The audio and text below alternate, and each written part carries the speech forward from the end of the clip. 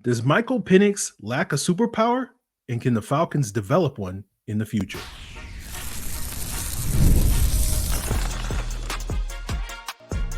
You are Locked On Falcons, your daily Atlanta Falcons podcast. Part of the Locked On Podcast Network, your team every day. Welcome back, everyone, to another illustrious episode of the Locked On Falcons podcast, your daily Atlanta Falcons podcast, part of Locked On Sports Atlanta, your team every day. And today's episode is brought to you by FanDuel. Make every moment more. Right now, new customers get $150 in bonus bets with any winning $5 bet. That's $150 with any winning $5 bet. Visit FanDuel.com/lockedon to get started. So, guys, if you don't know me, I'm your very humble host, Aaron Freeman, a.k.a. Mr. Drew, a.k.a. Sirius Black, a.k.a. the Jolly Green Giant, a.k.a. the iron that sharpens the iron, a.k.a. Mr. a.k.a. and been covering the Falcons for too long, formerly at FalcFans.com, RIP. Still going strong on this illustrious podcast, and I thank each and every one of you that is an everydayer that makes it your first listen, first watch of the day. And all you got to do to become an everydayer, subscribe or follow for free on YouTube or wherever you listen to podcasts. So today's episode will be my illustrious final analysis on Michael Penix. I've finished the film. We'll try and ultimately fail to try to make some NFL comparisons for Michael Penix and his future. We'll talk about some of the unknowns surrounding his development into the future and talk about nature versus nurture when it comes to quarterback evaluation. But we'll sort of give my general overview of the player to start things off, talking about the pros and cons. And for those of you that are new here, for each one of these draft picks, and we'll do this probably as probably going to take me the better part of 2 months to get through this with 8 picks. We do these, in-depth, comprehensive scouting reports on these podcasts each and every summer after the draft. It's too hard to try to do deep dives on players before the draft. Is just too many players, and then we'll do the deep dive after the draft for the 8 that the Falcons actually wind up drafting. And I wound up watching 15 games with Michael Penix, 11 from this past year, 1 from each of the previous 4 seasons, 3 at Indiana, 1 last year at Washington. And as I watch more film, Penix grew on me as the process went on. I think he's a solid all-around quarterback, but I think he lacks a superpower, right? Like, I don't know if there's an A-level trait that he has. I think he's probably in the B range and maybe a C range in a couple of areas. But I don't know if there's that sort of elite trait that you can sit there and say that is a superpower. Now, the one that I might pick is his willingness and aggressiveness to push the ball downfield, right? We'll talk later about his ability to throw downfield with the arm strength and the deep ball accuracy and all that stuff later in the episode, which I don't think is as good as it's cracked up to be by some folks.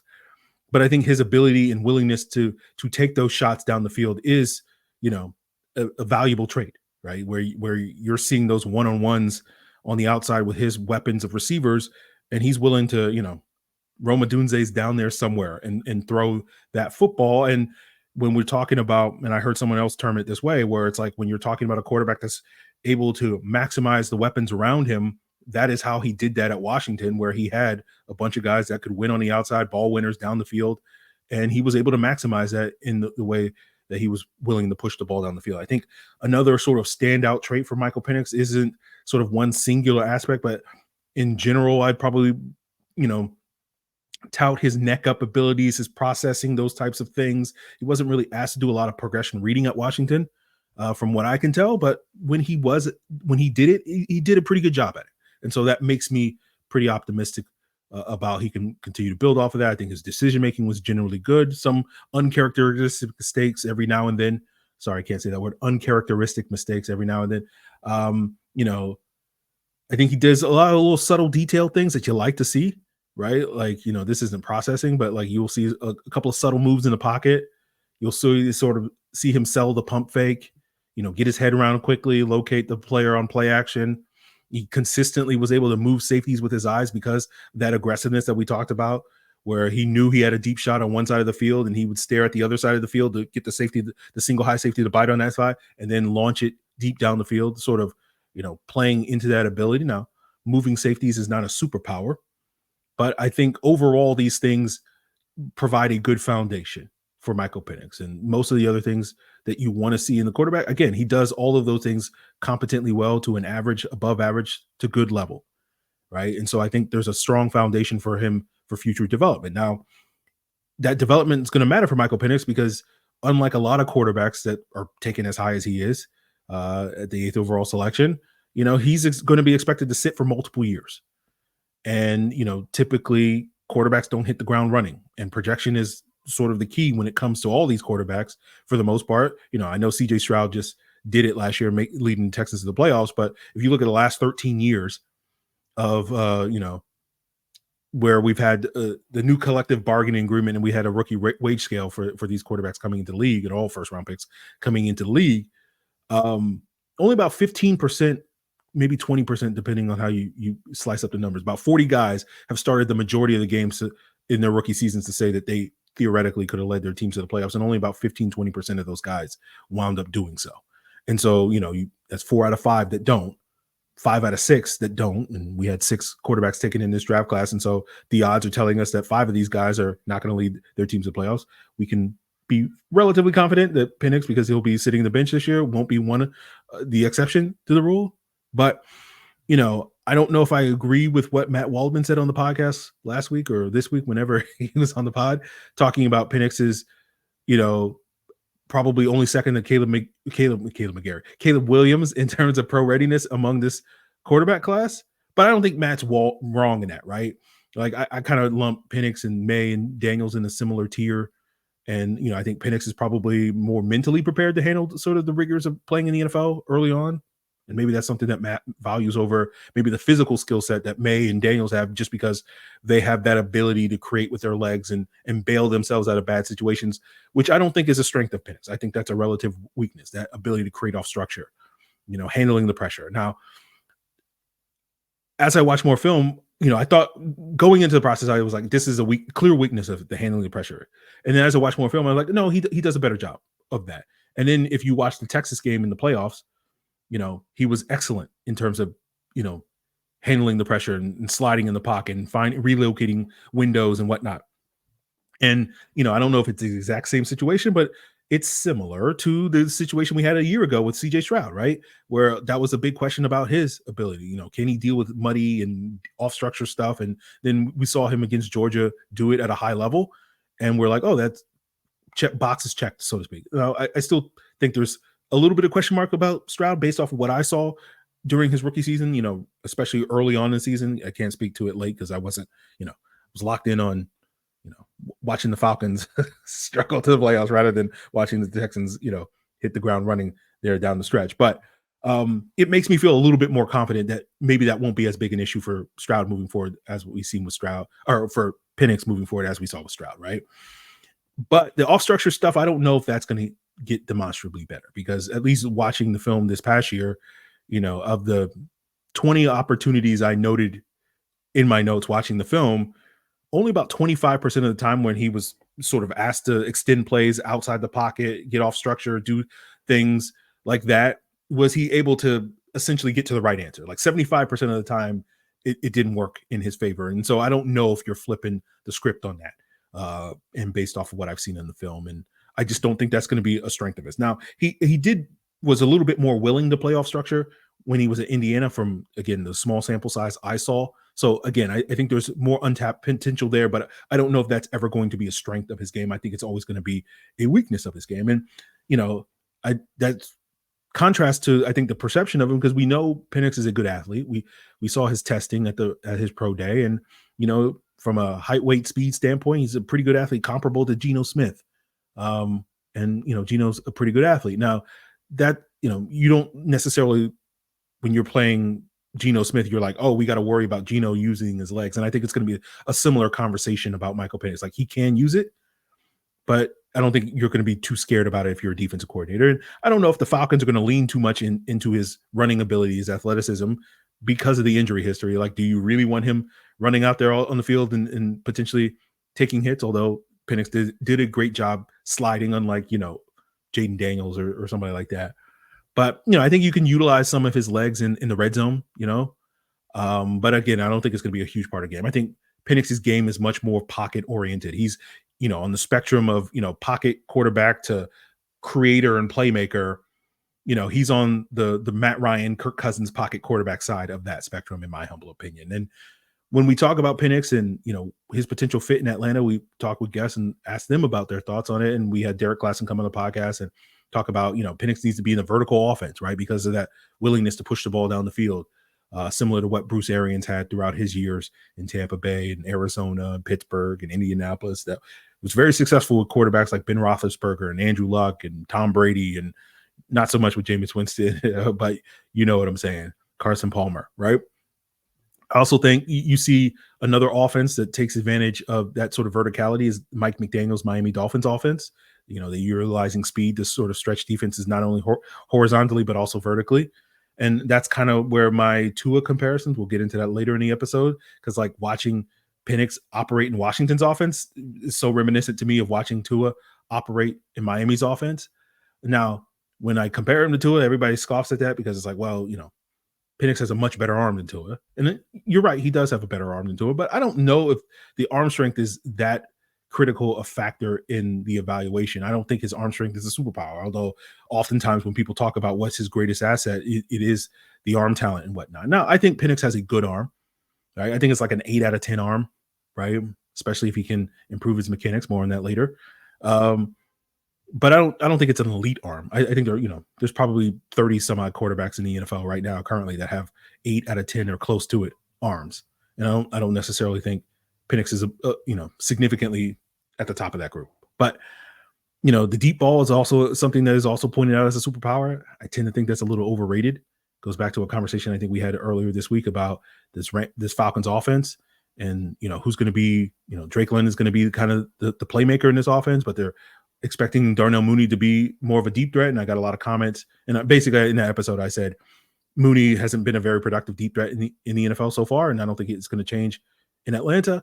And I got a lot of comments saying like, well, he hasn't a quarterback in Chicago. And again, I don't think the quarterback conversation is as important to deep ball success. I think Tua kind of proves that, because no one thought Tua was a great deep ball passer, and yet he's been one of the more productive guys in the right offense with the right talent around him. You look at the top offenses in the league in terms of explosive 20-plus yard plays combined over the last 2 seasons. The top 6 offenses were helmed by quarterbacks Brock Purdy, Jared Goff, Patrick Mahomes, a combination of C.J. Stroud and Davis Mills, Kirk Cousins, and Tua Tagovailoa over the last 2 years. And the one of that group of quarterbacks that you would say, hey, the quarterback is kind of driving the engine there for the explosiveness is probably Mahomes in Kansas City. And the Chiefs led the NFL in explosive pass plays in 2022, and then they were middle of the pack in 2023. And if you ask the Cubs why did they fall off so hard, the answer is probably because of the drop off in play and production from the wide receiver position. And so the point of that is, I don't think the quarterback is as key an ingredient to the sort of explosiveness, the verticality of offenses as probably people assume. I think it's, the evidence seems to strongly suggest that scheme and weapons are probably doing a little bit more heavy lifting than the quarterback itself. Not to say the quarterback has nothing to do with it, but that's why, like, to me, like the whole Penix being a deep ball passer and arm talent and stuff, I tend to think is a little bit overrated. And we'll talk a little bit more about why I don't know if that's going to translate well to the NFL. But we're going to get into the conversation about what's going to translate to the NFL and talking more about scheme and weapons. And I have 2 big questions about Penix, right? Like, another area of weakness is I think his accuracy tends to be scattershot, and I think answering that question is going to require him to improve his accuracy, to improve his footwork, improve his mechanics, so that accuracy can improve. And I think the other big question I have surrounding Penix's evaluation is the Atlanta Falcons aspect of it, because I think this team's plan and process moving forward is very much a question mark. And we'll see, if they can build an offensive system that can lean on the deep ball as much as Washington's system did. But I'm not convinced that they will be able to lean on that. And we'll talk about why. And I think it's going to require Penix to be much more effective as a short and intermediate passer. And that's going to require him to be a lot more accurate. And we'll break that down as we continue today's Locked On Falcons. So passion, drive, and patience, it's the formula for winning championships, and it's also what keeps your ride or die alive. eBay Motors has everything you need to maintain your vehicle and level it up to peak performance, from superchargers, roof racks, exhaust kits, LED headlights, and so much more. Whether you're into speed, style, or power, eBay Motors has got you covered.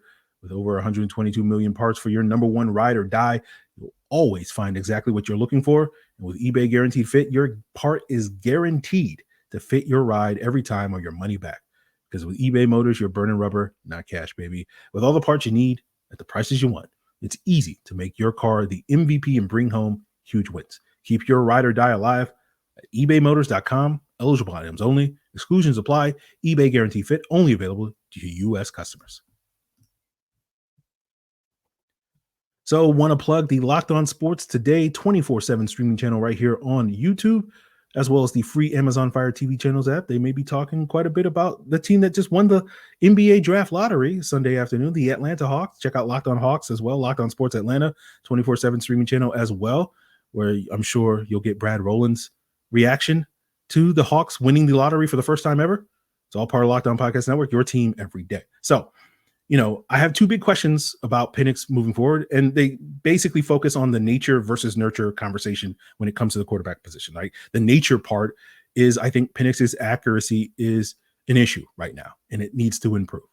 Right? I know Pro Football Focus had him with the highest uncatchable pass rate in this draft class. I do think that can get cleaned up and improved with cleaner mechanics, cleaner footwork, right? And we talked about this with Derek Class in a past guest, talking about upper body and lower body mechanics with the quarterback, and upper sort of talking more about the release and the arm angles. And I tend to agree with Derek that that's harder to change. We'll likely see Penix continue to do that 3/4 release. Maybe he tweaks it a little bit. But at the end of the day, I don't know enough really to say, that's probably going to change. And I don't know if it needs to change in order for him to be effective, but we'll see. I think really what needs to change is the lower body mechanics, the footwork, right? And I think that is something that we do have plenty of evidence that can improve. And I think that's where Penix needs the most work.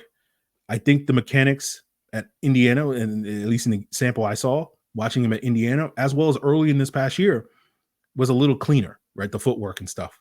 And I thought it got a little worse as the season wore on, which, may be a trend that typically happens for a lot of quarterbacks as the wear and tear in the grind of the season. You're not necessarily keyed in on your fundamentals as you are in September, in December, and January. But without getting too deeply into the specifics of my issues with Penix's mechanics, I did multiple breakdowns in my video breakdowns for the Locked On Falcons Insiders. You can check it out for free if you sign up in the link in the description at joinsubtext.com/LockedOnFalcons, 14-day free trial right now. We'll probably also take a deeper look into this with some future guests as well later this month. So we won't get too deeply into it. But, basically I think Penix has a tendency to overstride, especially when he's throwing right. Like you hear, with guys like J.J. McCarthy and Mitch Trubisky, they struggle to throw left, right? Because they tend to overstride as right-handed quarterbacks. Penix has that same issue, I think, throwing right as a lefty. He also doesn't step into his throws. And I think he doesn't really plant that lead foot. And I think that takes some of the power off. So that's one of the reasons why I think his arm strength would even be better if he had better mechanics. And he just is relying entirely off of upper body and torque to sort of, get zip on the ball rather than his lower half to generate some of that power. And this to me was the same issue that Cam Newton had when he was coming out, and it led to Cam's struggles with accuracy throughout his NFL career. And so I think Penix has to improve that in the next couple of years. And there's, again, evidence that can improve. We've seen multiple instances. You go back over the last 7 drafts and look at the quarterback in probably each draft class, at least among the top quarterbacks, that you probably had accuracy concerns as one of the big question marks around them. That would be probably Anthony Richardson, Desmond Ridder, Trey Lance, Jordan Love, Drew Lock, Josh Allen, Deshaun Kaiser. And as you can tell that list, some of those guys did improve their accuracy at the next level. Some didn't. And I think the guys that have and did, are on their path to being successful in the NFL, and the guys that haven't or didn't, are sort of stuck as sort of long-term backups in the NFL. And that's going to be, to me, critical for Penix's success. And, this is where the sort of off-season QB gurus, the Jordan Palmers of the world come into play. I know Penix worked with John Beck this offseason, who's worked with Dak Prescott and Zach Wilson in the past. So we'll see if that continues for him and he can work on that in the offseason. But I think it's going to be important for him to improve his accuracy in order to be a successful starter in the NFL, right? Because even if you think the deep stuff that in the arm talent that Penix has is a bigger plus than I think it is, I don't know if it's going to really be a huge boost for him at the next level, because we know that defenses like to play in these too high shells and try to take away the deep ball. and that forces you to have to sort of dink and dunk on the short and intermediate stuff. And if you're spraying those passes and your feet are erratic, I think it's going to be really hard for you to sustain offense, especially when you don't have the sort of playmaking off structure creation ability that I think Penix lacks. And so it's hard for me to imagine Penix having a sustainable future as a starter in the league if he can't significantly improve his nature and be more accurate of a quarterback. Now let's talk nurture. And I tend to think most of the evidence suggests that at least early in a quarterback's career, nurture is more important than nature. The environment you go to is going to, do more to allow you to be successful early on in your career so that you can have that continued success, so that you can, stay a starter and allow your nature to develop in the ways that it needs to do. Now, Penix is obviously in a unique situation where he's not expected to play early on. So the nurture conversation is not that big a factor, but I don't think it goes away, right? Because when we talk about the Falcons' plan long-term, is Michael Penix is going to be their franchise quarterback. And we talked earlier after the draft about sort of the Hollywood script version of this plan. And ideally, if everything goes according to plan, the Falcons would love Kirk Cousins to kind of raise the floor of this football team for the next 2 years, make them a playoff contender. And then, 3 or so years down the road in 2026, plug Michael Penix, as that Kirk Cousins off ramp, and he's going to raise the ceiling for this football team as a Super Bowl contender. And that's all good in theory, right? And the Falcons, we've talked before about the Falcons having sort of a unique coaching structure that may allow them to develop a quarterback better than maybe some other teams, right? They have multiple people in that quarterback room. Offensive coordinator Zach Robinson, quarterbacks coach CJ Yates, assistant quarterbacks coach DJ Williams, right? They have so many other assistants on staff that are either former quarterbacks that have coached pro and college quarterbacks like KJ Black and Chandler Whitmer and Ken Zampese. And like I said, it's all good in theory, but the reality is like none of those guys have really successfully developed a quarterback. And so it's an unknown if they can do it, right? In theory they can, but we haven't seen it yet. Right. And we talked about this 2 years ago when we drafted Desmond Ridder, like Arthur Smith and Terry Fontenot and Ryan Pace and Dave Ragone had no successful development of a young quarterback on their resumes. Right. Is that a contributing factor to why Ridder didn't develop in the ways that we want? Who knows? But the same is true with the Raheem Moore staff. Right. Raheem hasn't done it. Zach Robinson hasn't done it. The closest you could say that has successfully developed a quarterback in this league is Ken Zampese, because he was Andy Dalton's quarterback's coach in Cincinnati. And, it's a feather in your hat. I don't know if it's a great feather to have in your hat. Andy Dalton's success, right? We saw Andy Dalton sort of hit a ceiling as a sort of a mid-tier quarterback in the NFL. So, it's not to say that the Falcons can't or won't develop Michael Penix. It's just an unknown at this point. And when we talk about the infrastructure and the scheme and the weapons that the Falcons going to surround them with, who's going to be calling plays in 3 years? I don't know, right? If all things go according to plan, Zach Robinson is going to do a great job these next 2 years and may wind up being a head coach in 2026 when Penix is taking over, right? Theoretically, right? And then who's going to be the replacement play caller, right? You imagine maybe it's one of these young assistants that Raheem sort of has in the building, but who knows if that person's going to be a good play caller? Maybe we will see. Who are the weapons going to be? Who's going to be blocking for him, right? You look at the potential 2026 Falcons roster on offense, like you can say with some degree of confidence, yeah, Chris Lindstrom, Bijan, Drake London probably be around, but who else? Matthew Bergeron, maybe, right? Who's the rest of the offensive line look at? What's the tackle situation? Who's going to be protecting Penix's blind side? Who's going to be some of the other weapons besides Drake London he's going to throw? Is it Kyle Pitts going to be still here? Are you going to have a whole new wide receiver core? Who knows at this point in time? And then, of course, other question marks that aren't to deal with that is like the injury question mark. Let's talk about it. We haven't talked about it, right? We know injuries are impossible to predict, right? But I think most people would tend to agree that the evidence seems to suggest that an oft-injured player in college tend to be oft-injured players in the NFL. Willie Moe, Tack McKinley. Does that apply to Michael Penix? Who knows? We'll see, right? 4 season-ending injuries, 2 ACL tears in the same right knee, 2 shoulder surgeries, and it's throwing and non-throwing shoulder, right? If you want to be a good quarterback in the league, durability matters, availability matters, right? We see Kirk Cousins suffer his first injury last year in 12 years in the NFL. Matt Ryan missed 3 games due to injury in 14 seasons in the NFL. Right? Would I bet on Michael Penix having that type of durability?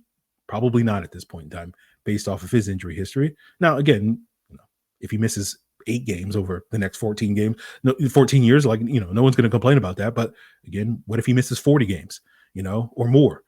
So we'll see how that goes. So it's a lot of unknowns right now. It's a lot of maybes, and we'll see, and time will tell. And that's kind of where the Falcons are at with this quarterback project that is Michael Penix and their plans moving forward. And, as I've mentioned before on the podcast, like 5 years from now, they could look like absolute geniuses. That their plan worked, the model, and it becomes the model in the blueprint that every other team is trying to copy in this copycat league moving forward. Or let's build, let's bring 6 quarterback coaches into the building. Let's, draft a guy in round 1 and sit him for 2+ years or something like that. They'll be pioneers, right? In that regard.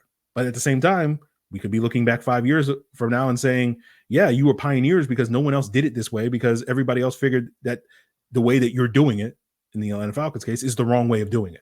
So time will tell on that issue. But we'll wrap up today's episode breaking down, some player comps, and it was really difficult to come with Michael Penix, but I'll do my best to find some comps for Michael Penix as we wrap up today's Locked On Falcons. So it's winner take all time in the NBA and NHL, and FanDuel is giving you a shot to bring home big wins of your own. Right now, new customers getting $150 in bonus bets with any winning $5 bet.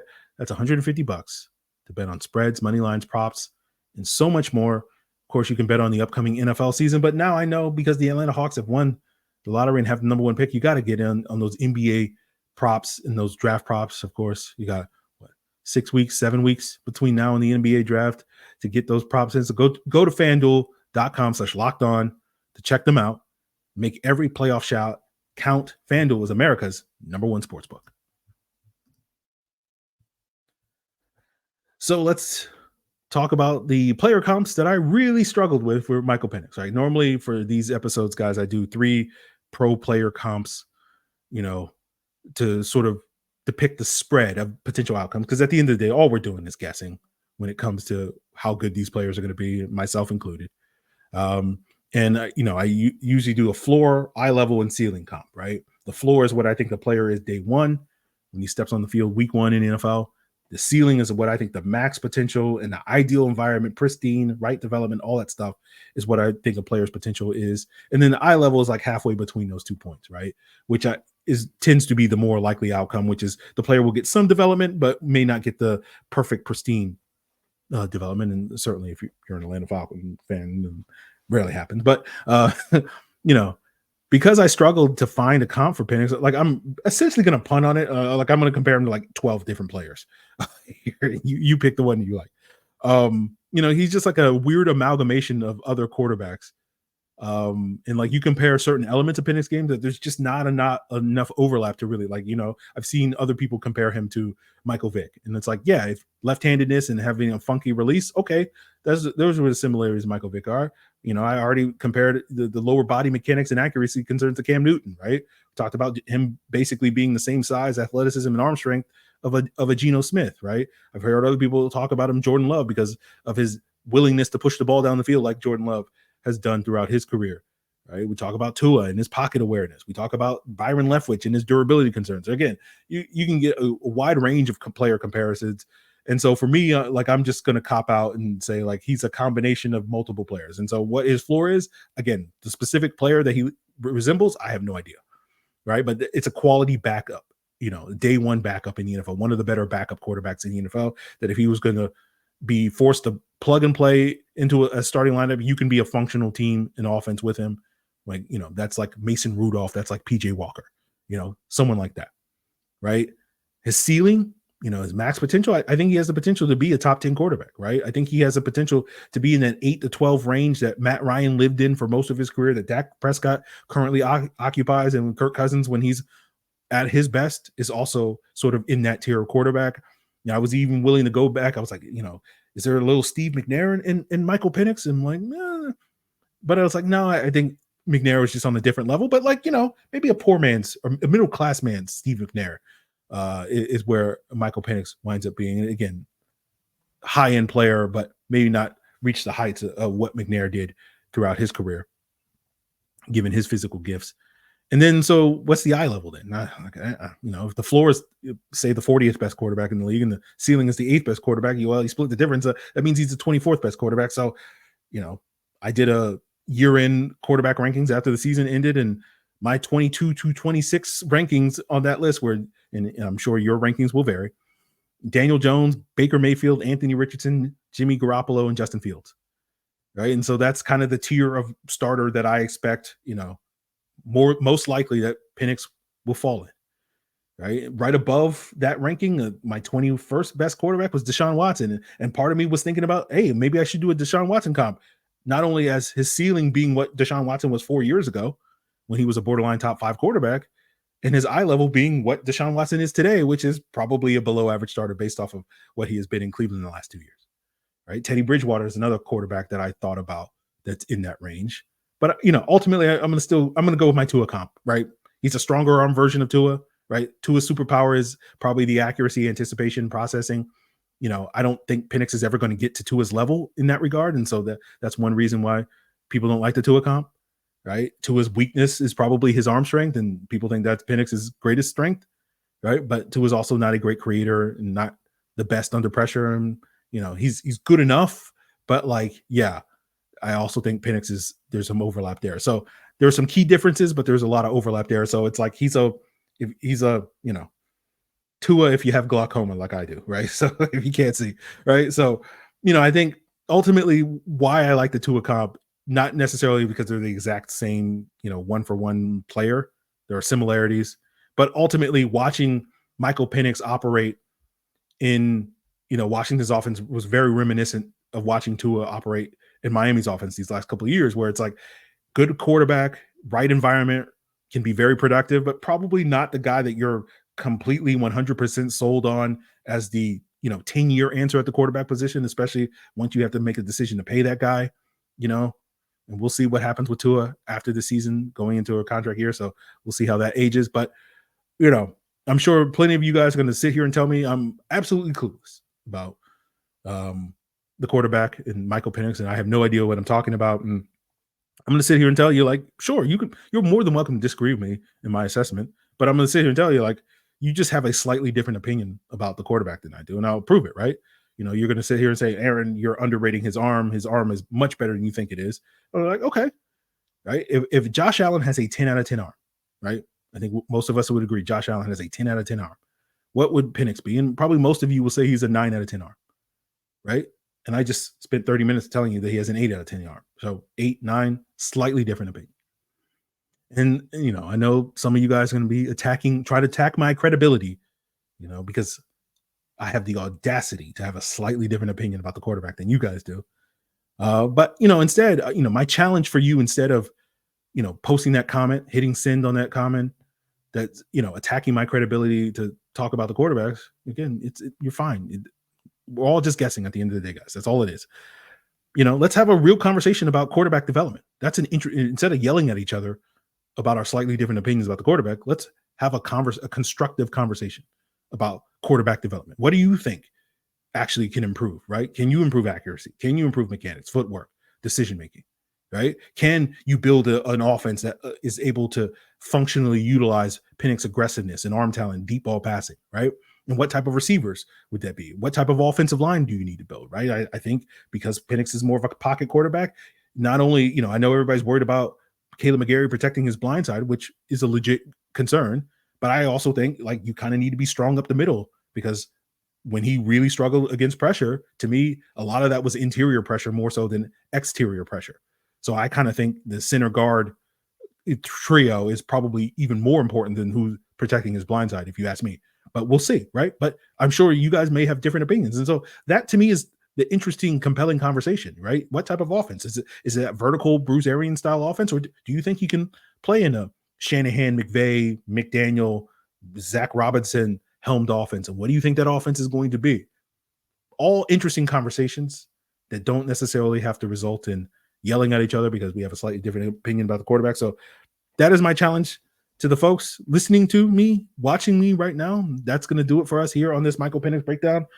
Hopefully next week we'll get to a Ruka Roro, and I should be able to finish the film probably in the next few days, and we'll do a Ruka Roro breakdown, and we'll continue down the line for the rest of the Falcons draft class. But, this is not going to be the last conversation we have about Michael Penix on the podcast. Obviously, I won't say I've finished watching the film. I just stopped watching the film of Michael Penix at this point in time. So let me know what you guys think.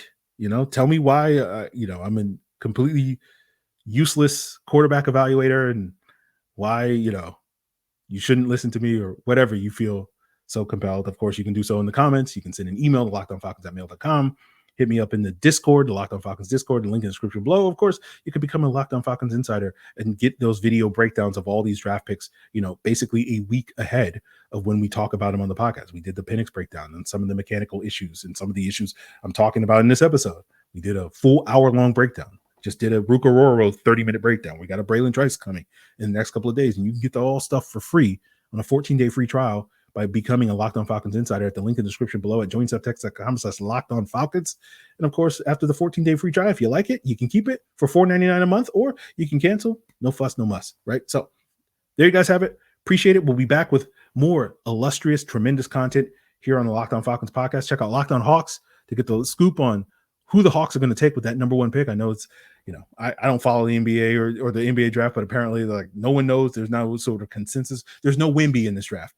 Although there's a couple of French guys from what I hear. So go check out Locked On Hawks to see what Brad Rowland, the host of Locked On Hawks, check out Locked On Sports Atlanta, Locked On Sports Today. It's all part of Locked On Podcast Network, your team every day. Atlanta Falcons, Atlanta sports, man. It's looking up, baby. We're looking up.